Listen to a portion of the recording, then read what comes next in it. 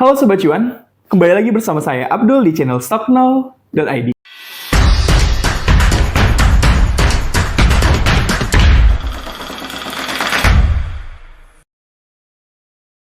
Nah, jika Sobat Cuan perhatiin nih, atau sering ngeliat channel YouTube kita berseliweran di beranda channel YouTube kalian, nah, kita itu sering membahas terkait dengan saham IPO. Nah, pada pembahasan kali ini, kita akan membahas terkait dengan pembahasan yang sama, yaitu saham IPO yang akan listing di Mei 2024. Nah, tanpa berlama-lama lagi, kita masuk saja ke pembahasan utamanya, yaitu kupas tuntas IPO Solar. Pembahasan pertama yang akan kita bahas yaitu terkait dengan profil dari perusahaan emiten solar. PT Solare RCR Energy Tbk atau dengan kode emiten Solar memiliki kegiatan usaha yang bergerak di bidang perdagangan aspal, jasa konstruksi, dan industri pengelolaan aspal, baik dilakukan oleh perseroan maupun entitas anak. Jasa konstruksi yang dilakukan oleh perseroan maupun entitas anak ini adalah layanan rekayasa, pengadaan dan konstruksi untuk pembangkit listrik gas uap dan biomasa, serta jasa konstruksi, mekanikal dan elektrikal, dan bangunan industri dan perpipaan. Nah, sementara untuk kegiatan usaha industri pengelolaan aspal hanya dilakukan oleh entitas anak saja. Nah, kalau kita lihat perusahaan ini berfokus pada pengelolaan aspal nih teman-teman. Tapi bagaimana prinsip bisnis dari perseroan? Adapun prinsip yang dianut dari perseroan yaitu memberikan pelayanan yang terbaik bagi pelanggan,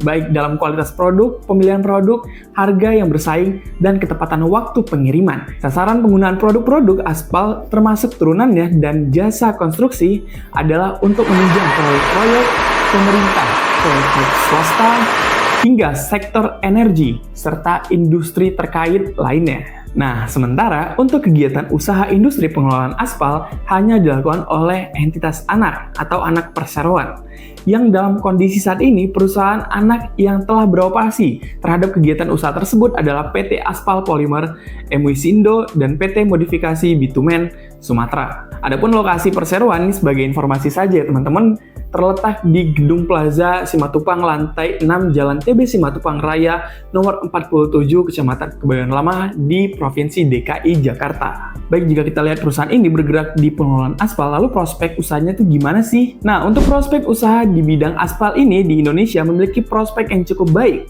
karena banyaknya pembangunan infrastruktur di Indonesia. Seperti yang kita ketahui bahwasannya pembangunan di jalan tol, jalan raya, bandara, pelabuhan, dan sebagainya.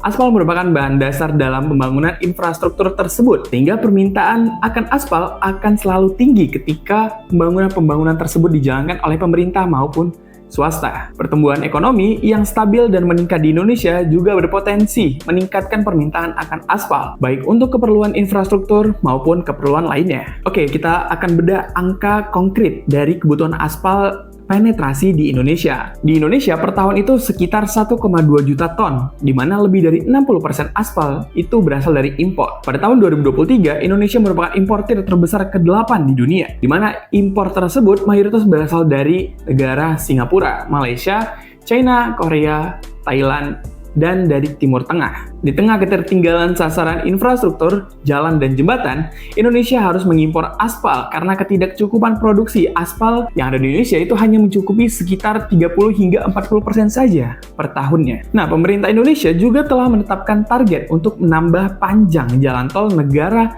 dari 2.600 km pada tahun 2020 menjadi 5.000 km di tahun 2024. Itu meningkat hampir 100%. Nah, dengan target yang cukup besar itu diharapkan permintaan produk dari aspal akan meningkat pula di tahun 2024 hingga tahun 2029 mendatang. Oke, next kita akan move ke pembahasan terkait dengan initial public offering dari Solar. Nah, Solar akan menawarkan sebanyak-banyaknya sebesar 656.250 juta lembar saham baru atau sebesar-besarnya 20% dari modal ditempatkan dan disetor penuh oleh perseroan. Adapun nilai nominalnya itu sebesar Rp20 per sahamnya. Sedangkan harga dari penawaran umum saham itu atau book building di kisaran harga Rp100 hingga Rp110 per lembarnya. Calon emiten yang akan menggunakan kode saham Solar ini akan berpotensi mengantongi dana segar sebanyak-banyaknya maksimal 72,1 miliar rupiah. Nah, sementara yang perlu teman-teman perhatikan ini adalah underwriter atau pelaksana emisi efeknya, yaitu UOB Kayan Sekuritas dengan kode sekuritasnya atau kode brokernya AI. Dan setelah Solar mendapatkan 72 miliar tersebut, maka alokasi dari seluruh dana yang diperoleh dari hasil IPO tersebut maka akan digunakan oleh Solar untuk sebagai berikut.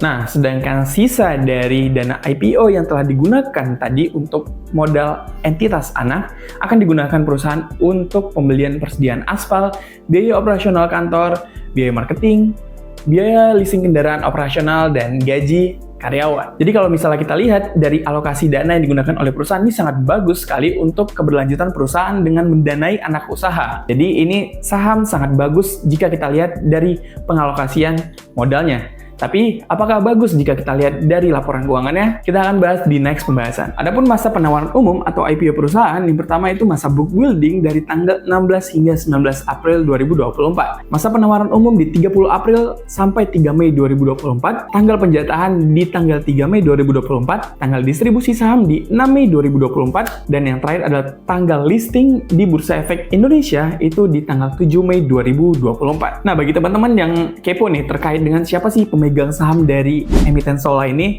di sini kita akan bahas. Nah, komposisi dari pemegang saham Sola sebelum melakukan penawaran umum dengan nilai nominal sebesar Rp20 per lembarnya, untuk rinciannya ada di gambar ini.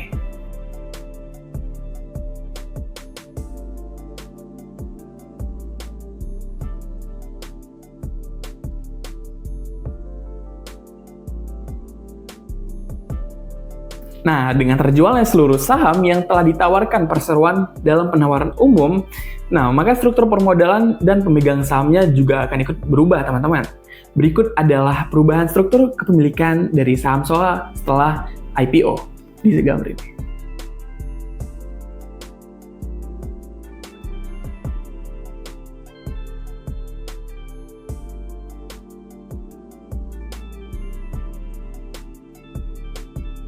Nah, baik. Jadi seperti itu ya teman-teman terkait dengan kepemilikan dan pemegang saham dari emiten Sola. Pembahasan yang paling penting dari video ini adalah melihat laporan keuangan dan rasio keuangan dari emiten Sola secara singkat nih teman-teman. Melihat laporan keuangan yang diterbitkan oleh emiten Sola per Desember 2023. Total aset per tahun 2022 sebesar 93,6 miliar rupiah, dan pada semester 1 2023 turun 6,7% menjadi 87,3 miliar rupiah. Nah, adapun liabilitasnya atau hutangnya di tahun 2022, Sola memiliki hutang sebesar 23,8 miliar rupiah, dan pada semester 1 2023 itu liabilitasnya turun 34% menjadi 15,6 miliar rupiah. Selanjutnya, untuk total ekuitas atau modal di tahun 2022, Sola mengantongi sebesar 69,7 miliar rupiah, dan pada semester 1 2023 itu naik sebesar 2,7% menjadi 71,6 miliar rupiah. Serta total laba bersih dari emiten ini di tahun 2022 sebesar 24,6 miliar rupiah,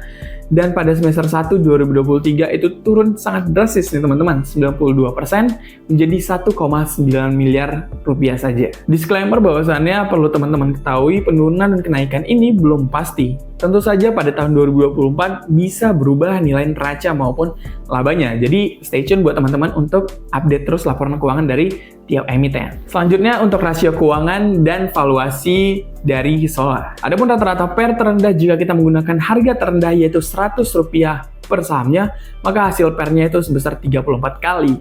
Adapun PER tertingginya jika kita menggunakan harga tertingginya di 110, maka PER yang diperoleh sebesar 37,5 kali. Sedangkan dari sisi price book value-nya atau PBV-nya, rata-rata PBV jika kita menggunakan harga terendahnya di Rp100 per saham, maka PBV-nya itu di 9,1 kali. Serta PBV menggunakan harga tertingginya di 110 per sahamnya, maka angka yang diperoleh sebesar 10 kali, teman-teman. Nah, teman-teman perlu tahu bahwa semua hitungan rasio maupun valuasi ini berdasarkan perhitungan dari tim analis stockknow.id.